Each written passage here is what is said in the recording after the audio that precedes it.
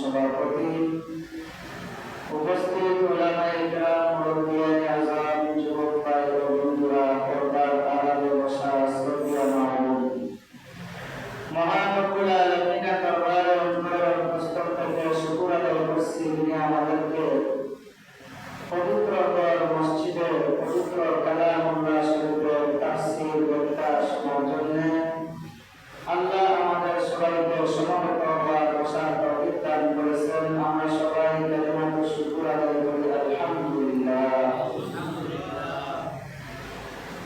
সম্মানিত হাজিরিন কিরাম, আমি আপনাদের সামনে কোরআনে কারীমের 114টি সূরার মধ্যে একটি সূরা সূরাতুল ফুরকান, এই সূরার শেষ দিক থেকে দুইটি আয়াত আপনাদের সামনে তিলাওয়াত করেছি। দুইটি আয়াতকে সামনে রেখে অতি সংক্ষেপে সারমর্ম আলোচনা করার চেষ্টা করব। ওমা তাওফীক ইল্লা বিল্লাহ। বাইরে আমার,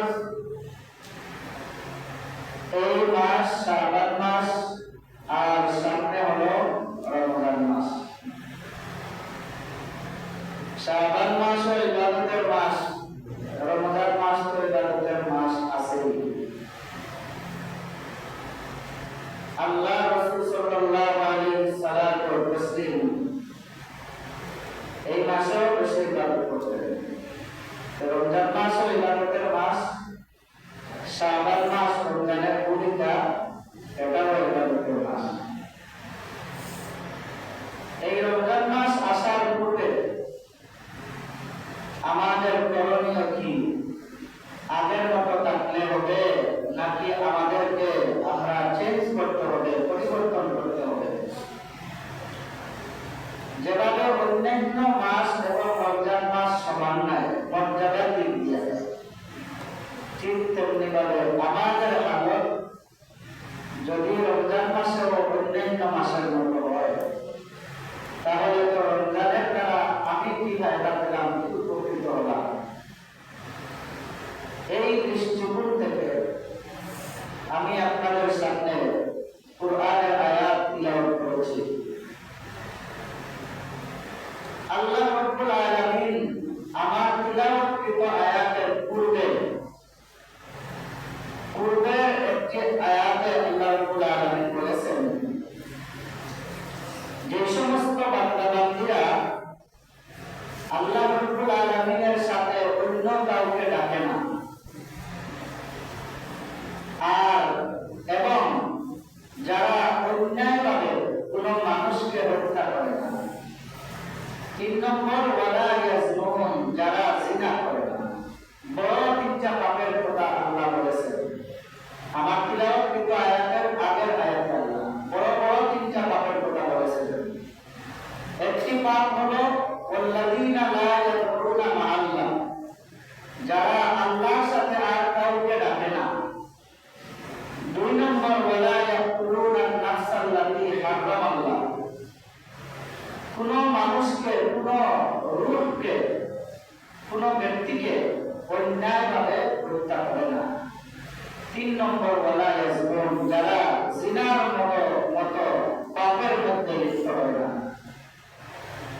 এগুলা হলো আল্লাহর নেতা বান্দাদের গুণ। অতঃপর আল্লাহ বলেন, ওয়ামান ইয়াফআল যালিকা ইয়ালকা আসামা, যারা আল্লাহর সাথে অন্য কাউকে ডাকবে, যারা কোনো মানুষকে অন্যায়ভাবে হত্যা করবে, যারা জিনার মধ্যে লিপ্ত হবে, আল্লাহ বলেন ওয়ামান ইয়াফআল যালিকা ইয়ালকা আসামা, যারা এই ধরনের পাপে জড়িত হয়ে যাবে তাদের গুনাহের শাস্তি আল্লাহ দিবেন। নাউযুবিল্লাহ। ইযআআতুল আযাব ইয়াওমাল কিয়ামা, এমনকি আল্লাহ রাব্বুল আলামিন তাদের শাস্তিকে কিয়ামতের দিবসে আল্লাহ বৃদ্ধি করে দ্বিগুণ বাড়াইয়া দিবেন। ইয়াখরুজ ফীহি মুহানা, এই অপমানজনক শাস্তির মধ্যে হামেশা তারা থাকবে। আমি যে আয়াত তেলাওয়াত করেছি এর আগের আলোচনা। অতঃপর আল্লাহ বলেন, আমার তেলাওয়াতকৃত 2 আয়াতের তাফসীর, ব্যাখ্যা, বিশ্লেষণ বুঝতে হলে আগের আলোচনার প্রয়োজন, তাই আমি আপনাদের সামনে উপস্থাপন করলাম। এরপর আল্লাহ বলেন, ইল্লা মান তাবা ওয়া আমানা ওয়া আমিলা আমালান সালিহা, কিন্তু যারা তওবা করে, নিজে লজ্জিত হয়ে যায়, আল্লাহ থেকে যারা ফিরে আসে, ওয়া আমানা, 2 নম্বর যারা ঈমান আনবে, ওয়া আমিলা সালিহান, 3 নম্বর যারা নেক আমল করবে, ফাউলাইকা ইউবাদদিলুল্লাহু সাইয়্যাতিহিম হাসানাত, আল্লাহ রাব্বুল আলামিন ওই সমস্ত মানুষের যত পাপ কাজ আছে এই পাপ কাজগুলোকে আল্লাহ নেকির কাজ দ্বারা পরিবর্তন করে দেবেন। সুবহানাল্লাহ। ইল্লা মান তাবা, যারা তওবা করবে, ওয়া আমানা, যারা ঈমান আনবে, ওয়া আমিলা সালিহা, এবং যারা নেক আমল করবে, ফাউলাইকা ইউবাদদিলুল্লাহু সাইয়্যাতিহিম হাসানাত, আল্লাহ নেকির দ্বারা তাদের পাপকে পরিবর্তন করে দিবেন, বদলে দিবেন। ফাউলাইকা ইউবাদদিলুল্লাহু সাইয়্যাতিহিম হাসানাত ওয়া কানা আল্লাহু গফুরার রাহিমা, আল্লাহ ক্ষমাশীল, আল্লাহ দয়াশীল, আল্লাহ রহিম, আল্লাহ রহমান। আয়াতের তরজমা শেষ। এখন আসুন ব্যাখ্যা। 1 নম্বর গুণ হলো ইল্লা মান তাবা, যারা তওবা করবে। যেহেতু আমাদের সামনে কোন মাস বলেছিলাম? রমজান মাস। সুতরাং 11 মাস আমরা যে পাপ কাজ করেছি, শুধু 11 মাস নয়, আমার গোটা জিন্দেগিতে যত অন্যায় কাজ, পাপ কাজ করেছি, এই সমস্ত পাপ কাজের জন্য আমরা তওবা করতে হবে। কি করতে হবে? তওবা করতে হবে। যদি আমরা তওবা করে সামনে অগ্রসর হই, আমাদের মাস রমজান মাস আসতেছে, তাহলে আমরা একদিকে নিষ্পাপ হয়ে গেলাম। নিষ্পাপ হওয়ার পর আমরা যে আমল করব, আমলের মধ্যে আমরা সাথ পাব। পবিত্র রমজান মাসে আল্লাহ রাব্বুল আলামিন অসংখ্য অগণিত মানুষকে যে আল্লাহ পুরস্কৃত করবেন এবং আল্লাহ সওয়াব দান করবেন, আল্লাহ জাহান্নাম থেকে মুক্তি দিবেন, জান্নাতের সার্টিফিকেট আল্লাহ দিবেন, রহমতটা আল্লাহ মালামাল করবেন, এদের মধ্যে আমরাও শামিল হতে পারবো। সুবহানাল্লাহ। তার পূর্বে আমরা কি করতে হবে? তওবা করতে হবে। তওবা কি? তওবা মানে হলো নিজে লজ্জিত হওয়া। কিসের উপর? আমার কৃতকর্মের উপর। আমি যে পাপ কাজ করেছি, এই পাপ কাজের উপর নিজে লজ্জিত হওয়া। হে আল্লাহ, আমার দ্বারা এমন পাপ কাজ হয়ে গেছে, আর আমি এই ধরনের পাপ কাজ করব না। আল্লাহ, আপনার সামনে আপনার কুদরতি পায়ে পড়ে আমি ক্ষমা চাচ্ছি। আল্লাহ, মসজিদের ঘরের ভিতরে মুখিয়া আপনার কাছে আমি ক্ষমা চাচ্ছি।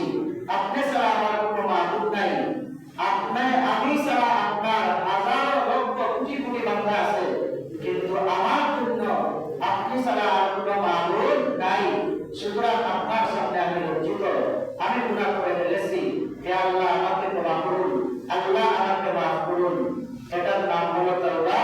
নিজে লজ্জিত হওয়া, শর্মিন্দা হওয়া,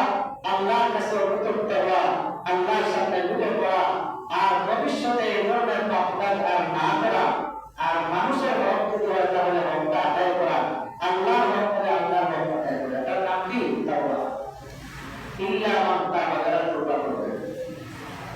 যখন কোন মানুষ সত্যিকার অর্থে তওবা করবে, আল্লাহর নবী হাদিস শরীফের মধ্যে বলেন, আত-তাইবু মিনাজ যামবি কামান লা যামবা লাহু। নবীজি বলেন, গুনাহ থেকে তওবা করনেওয়ালা ওই মানুষের মতো হয়ে যায় যখন তার কোনো গুনাহ নাই, নিষ্পাপ হয়ে যায়, নিষ্পাপ হয়ে যায়। কোন নাবালক বাচ্চা যখন মা পেট থেকে জন্ম নেয়, সে হলো নিষ্পাপ, সে কি নিষ্পাপ, তার কোনো গুনাহ নেই। আল্লাহর নবী বলেন, যে ব্যক্তি গুনাহ করার পর তওবা করলো, কামান লা যামবা লাহু, ওই ব্যক্তির মতো হয়ে যায় যার কোনো গুনাহ নাই। ভাইরা আমার, তাওবার জন্য শর্ত আছে। তাওবার জন্য কি শর্ত? আমি মানুষের হক মেরে দিলাম, আরেকজনের আমি জমি দখল করলাম, আরেকজনের কাছ থেকে আমি 50,000 টাকা, 1 লক্ষ টাকা আমি ডাকাতি করে আনলাম। এখন যদি আমি মসজিদের ভিতরে ঢুকিয়া সবে বরাতে, সবে বদরে, ঈদের দিন ঈদগাহ নামাজে, ঈদগাহ বসে আমি যদি আল্লাহর কাছে তওবা করি, হে আল্লাহ, আমি অমুকের 1 লক্ষ টাকা আমি হেরে বলছি, হে আল্লাহ, আমি অমুকের 1 ফিট, 1 হাত, 1 গজ আমি জমি দখল করে ফেলেছি, আমি অপরাধ করেছি, আমি গুনাহ করেছি, আল্লাহ আমাকে ক্ষমা করুন। এই তওবা আল্লাহর কাছে গ্রহণ হবে না। এই তওবা আল্লাহর কাছে কি হবে না? গ্রহণ হবে না। এই জন্য তওবার জন্য শর্ত হলো, যে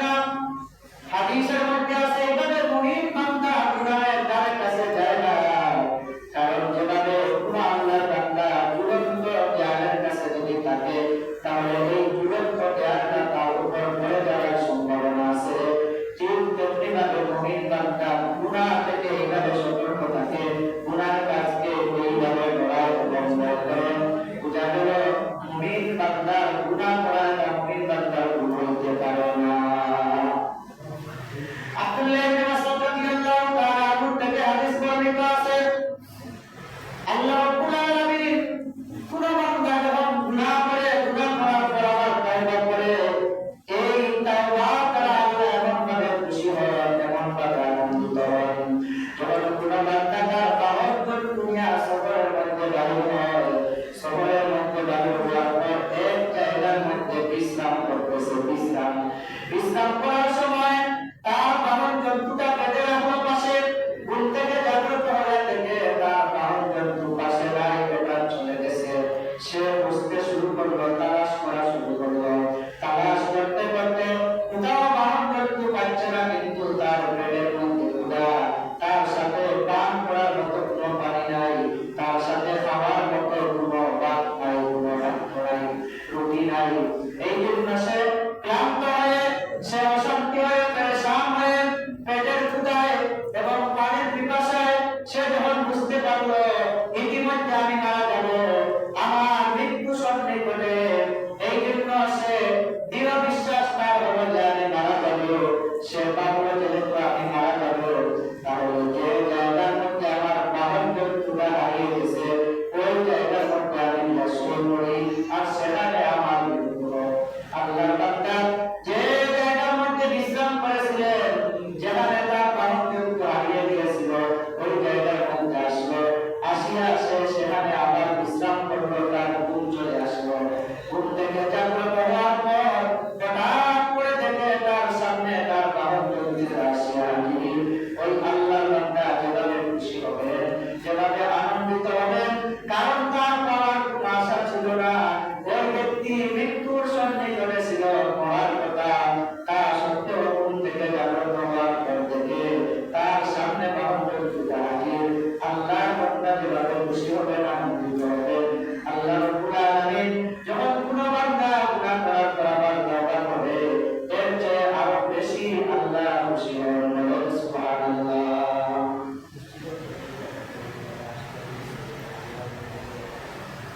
মাশাআল্লাহ, মসজিদের জমিদাতা 80 গাড়ির ছেলে আনোয়ার আহমদ সাহেব 5000 টাকা দিয়েছিল।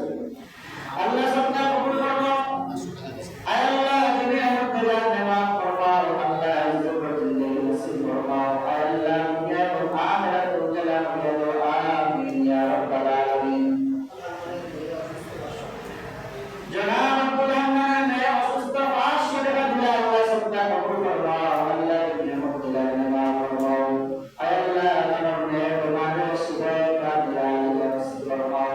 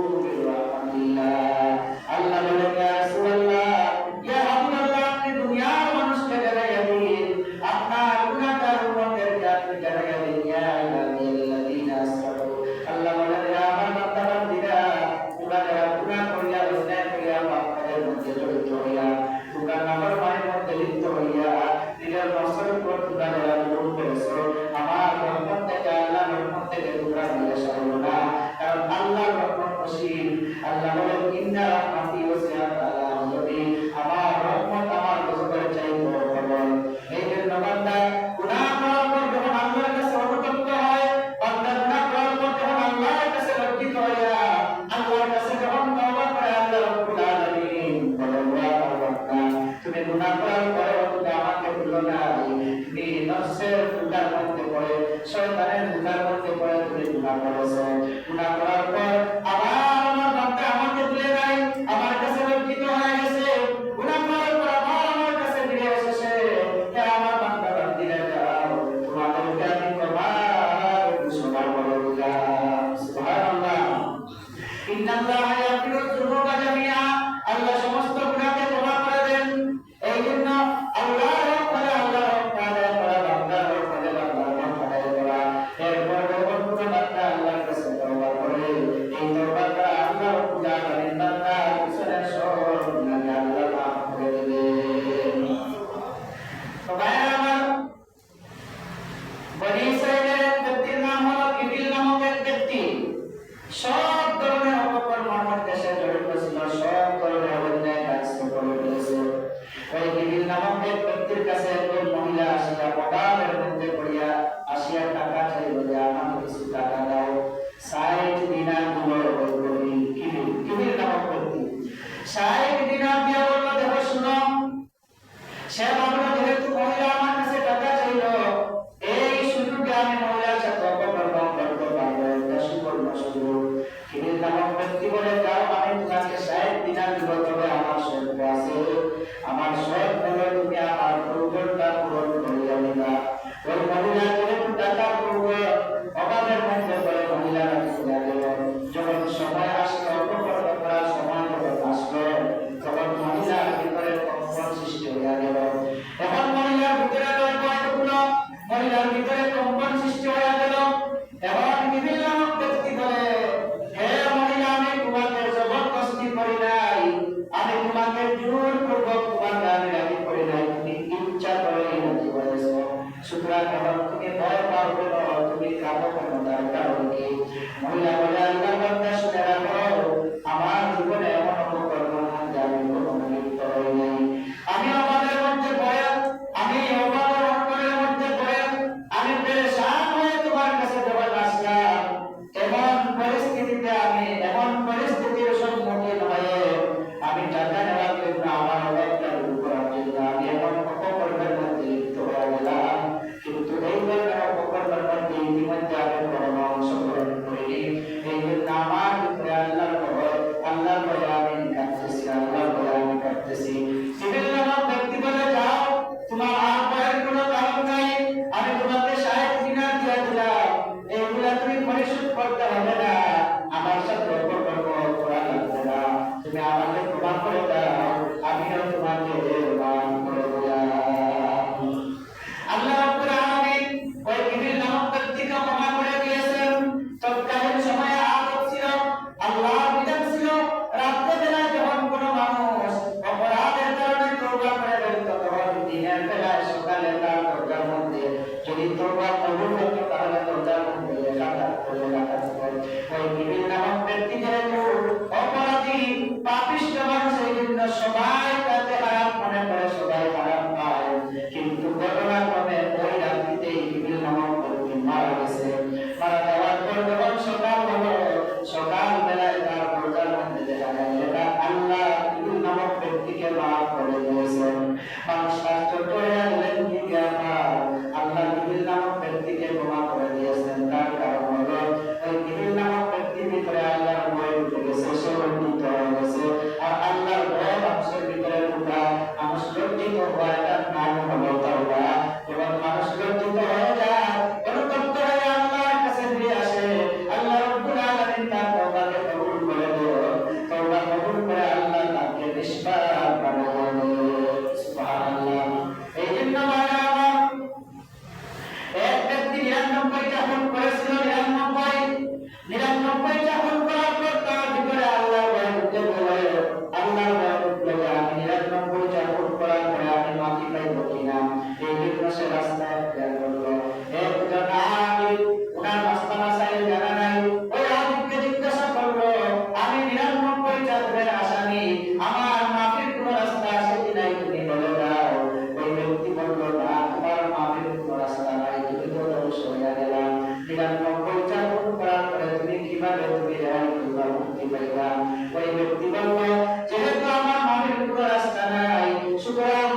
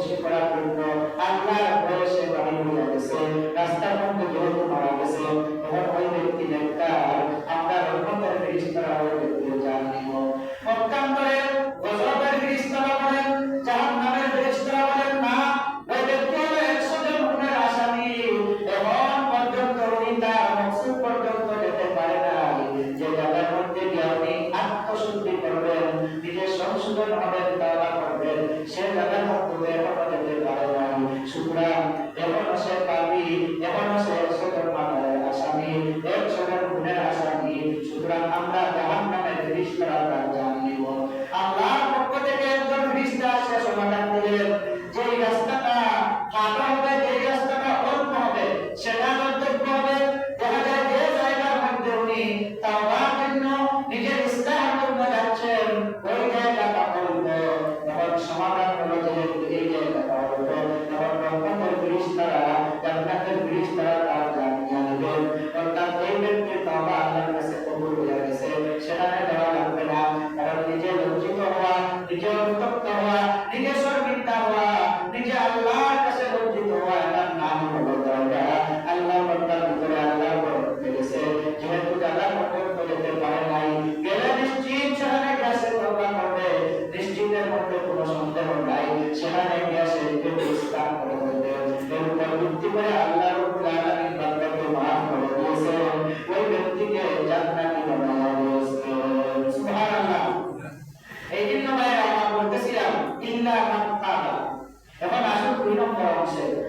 আল্লাহ বলেন ওয়া আমিলা আমালান সালিহান, যারা তাওবা করবে এবং নেক আমল করবে, যারা তাওবা করবে এবং নেক আমল করবে।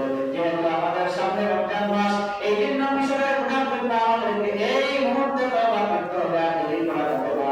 তাই আমাদের সবে বরাতে আমরা তাওবা করেছি, অবশ্যই আশা করা যায় আল্লাহ তাওবা কবুল করেছেন।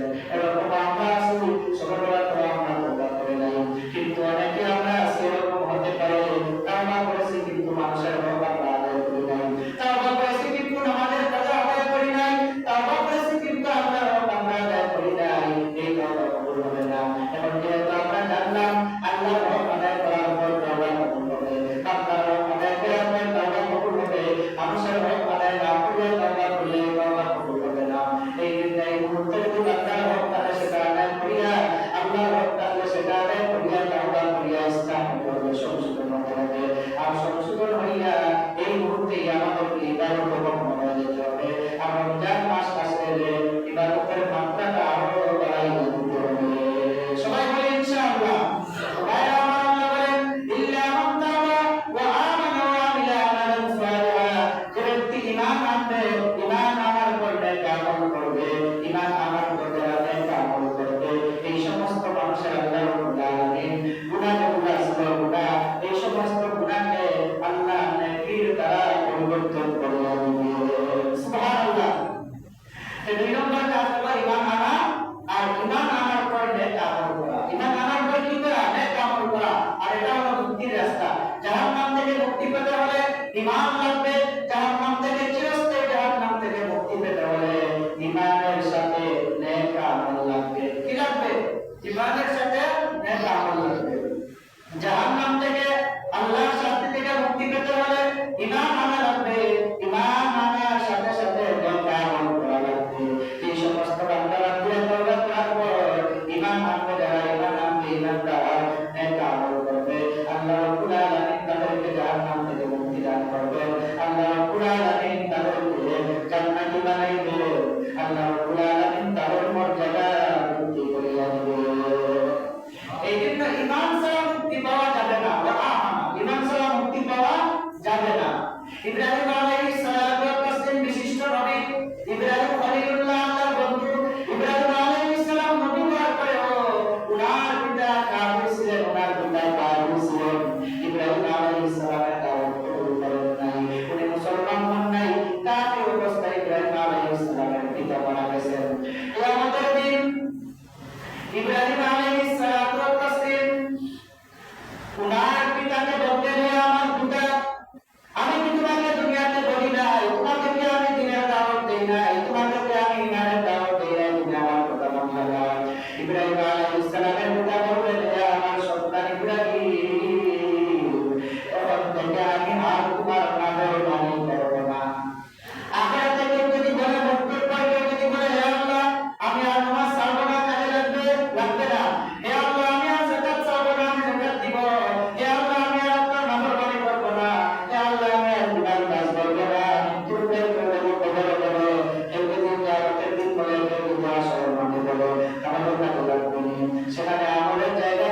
সেখানে নামাজের জায়গা নয়, আমাদের জায়গা, নামাজের জায়গা ঈমান এবং আমলের জায়গা হলো দুনিয়া।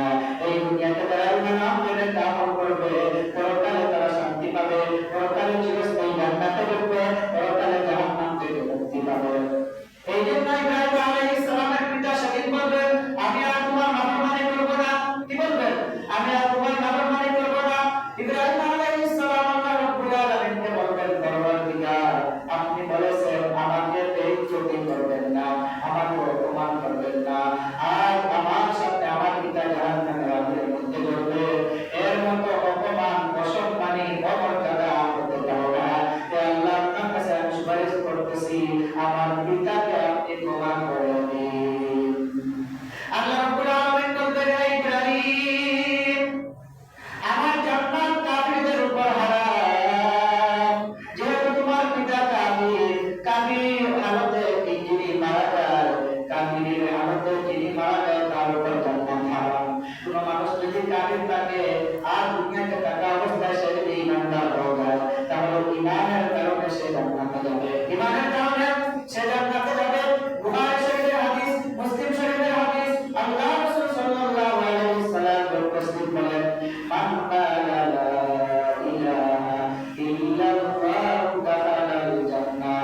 যে আল্লাহ লোকটা বলবে লা ইলাহা ইল্লাল্লাহ, আল্লাহ ছাড়া কোনো মাবুদ নাই, এই কালিমাকে পাঠ করবে, সে জান্নাতে প্রবেশ করবে। সুবহানাল্লাহ।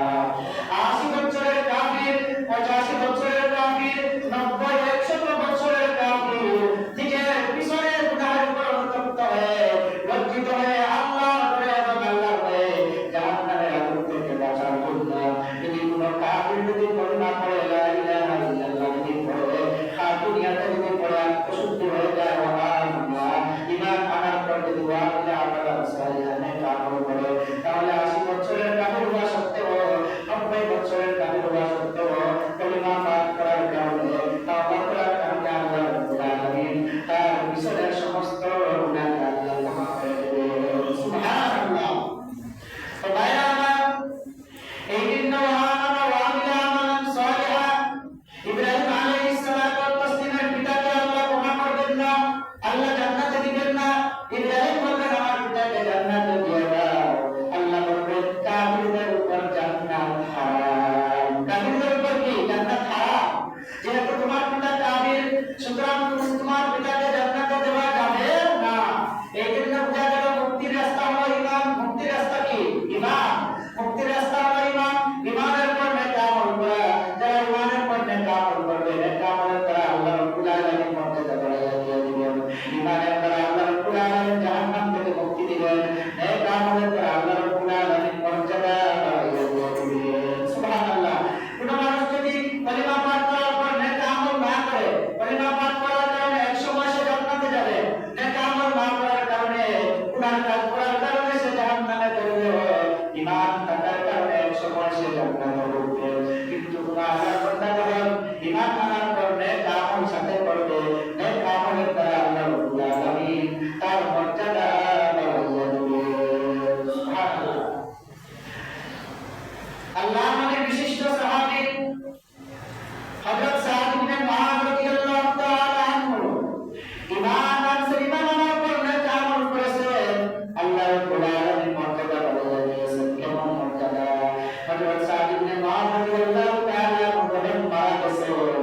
মারা যাওয়ার সাথে সাথে আকাশের দরজা আল্লাহ রাব্বুল আলামিন খুলে দিয়েছেন। সুবহানাল্লাহ।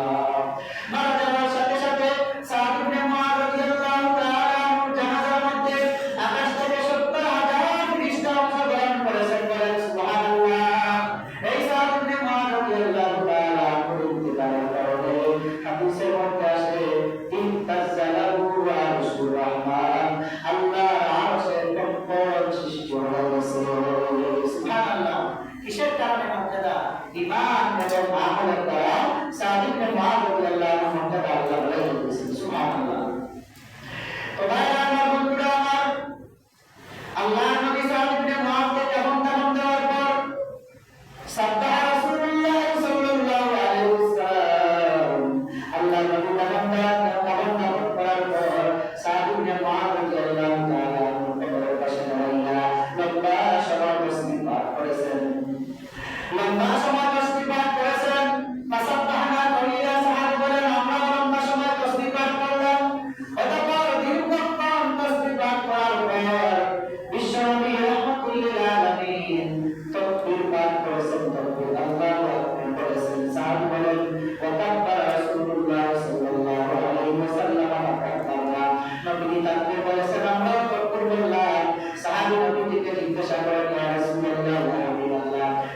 ইবনে মুআযের দাফনের পর দাফন দেওয়ার পর আপনি এইভাবে কবরের পাশে দাঁড়াইয়া তাসবিহ পড়লেন আবার তাকবীর বললেন, তার কারণ কি?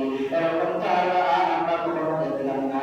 আল্লাহ নবী বলেন, আমার সাহাবায়ে কেরাম, আমার সাহাব ইবনে মুআযের কবরকে সম্পূর্ণ করে দেওয়া হয়েছিল, আর আমি তাসবিহ পাঠ করেছি।